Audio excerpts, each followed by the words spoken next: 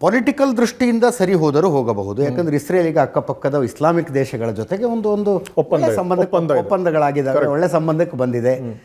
ಮುಂಚೆ ಇಸ್ರೇಲಿ ವೀಸಾನ ಪಾಸ್ಪೋರ್ಟಲ್ಲಿ ಇಟ್ಕೊಂಡು ಯಾವುದೋ ಇಸ್ಲಾಮಿಕ್ ದೇಶದಲ್ಲಿ ತೋರಿಸಿದಾಗ ಬರ್ತಾ ಇದ್ದ ರಿಯಾಕ್ಷನ್ ಇತ್ತಲ್ಲ, ಆ ರಿಯಾಕ್ಷನ್ ಈಗ ಬರೋದಿಲ್ಲ. They are accepted, okay Israeli ವೀಸಾನ ಅಂತ. ಆ ರೀತಿಯಲ್ಲಿ ಒಂದು ಹಂತಕ್ಕೆ ಬಂದಿದೆ. ಪೊಲಿಟಿಕಲಿ ಬಗೆಹರಿಬೋದು, ಮಿಲಿಟ್ರಿಲಿನೂ ಬಗೆಹರಿಬೋದಪ್ಪ.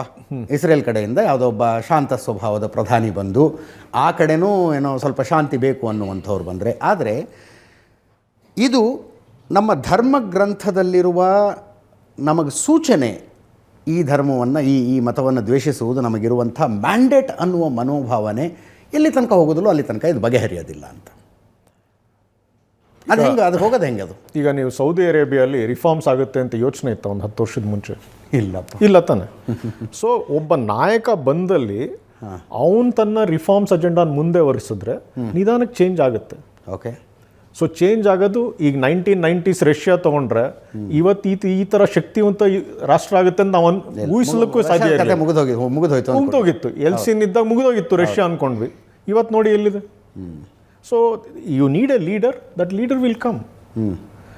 ಅದೇನಾಗುತ್ತೆ, ಮೇಲ್ ಹೋಗೋಕ್ಕಿಂತ ಮುಂಚೆ ಸ್ಟಾಕ್ ಮಾರ್ಕೆಟ್ ಕೆಳಗೆ ಹೋಗಬೇಕು, ಫ್ರಂಟ್ ಪೇಜಲ್ಲಿ ಬರಬೇಕು, ಆಮೇಲೆ ತಾನೇ ಮೇಲೆ ಹೋಗೋದು. Let us wait, hopefully it will change.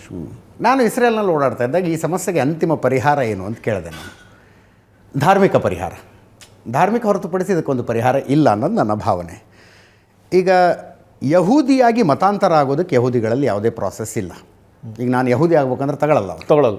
ಯಹೂದಿಯ it's A closed community. ಹೌದು, ನೀವು ಯಹೂದಿ ತಂದೆ ತಾಯಿಗೆ ಹುಟ್ಟಿದ್ರೆ ಮಾತ್ರ ಯಹೂದಿ ಆಗೋದಕ್ಕೆ ಸಾಧ್ಯ. ಆದರೆ ಇಸ್ಲಾಂ ಅಲ್ಲಿ ಹಂಗಿಲ್ಲ, ಯಾರು ಕನ್ವರ್ಟ್ ಆಗ್ಬೋದು. ಕರೆಕ್ಟ್. ಎಲ್ಲ ಯಹೂದಿಗಳು ಮುಸ್ಲಿಮರಾಗಿ ಮತಾಂತರಗೊಂಡ್ರೆ ನಾಳೆಯಿಂದ ಈ ಸಮಸ್ಯೆ ಇರೋದಿಲ್ಲ ಅಂತಂದ್ರು ಅವರು. Correct. Do you agree? That is probably one of the solutions. ಅವ್ರ ಕಡೆಯಿಂದ ನೋಡಿ, ಎಲ್ಲ ವಿಷಯದಲ್ಲೂ 2 ಕಡೆ ಇರ್ತದೆ.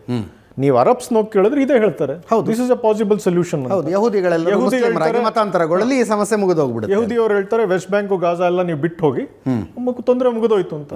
ಅವಾಗ ಮುಗಿಯೋದಿಲ್ಲ, ಇನ್ನು 10 ಕಡೆಯಿಂದ ದಾಳಿಗಳು ಶುರು. ಸದ್ಯಕ್ಕಿರೋ ಪ್ರಾಬ್ಲಮ್ ಮುಗಿಯುತ್ತೆ ಅಂತ ಹೇಳ್ತಾರೆ. ಎಸ್.